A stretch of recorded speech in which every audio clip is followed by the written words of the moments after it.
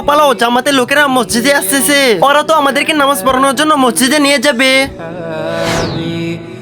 চলো চলো, জামাতের লোক এসেছে।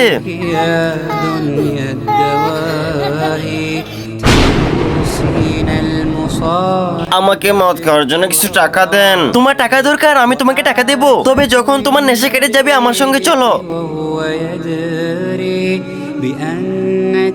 জি, আপনি বলেছিলেন তোমার টাকা লাগবে না। ঠিক আছে, প্রথমে একটি কাজ করো, আগে উজু করো, তারপর 2 রাকাত নামাজ পড়ে আসো। হে আল্লাহ, আমাদের কাজ ছিল শুধু তাকে সেজদা পর্যন্ত নিয়ে আসা, এরপর তাকে হেদায়েত দেওয়া একমাত্র তোমারই কাজ। হে আমার রব।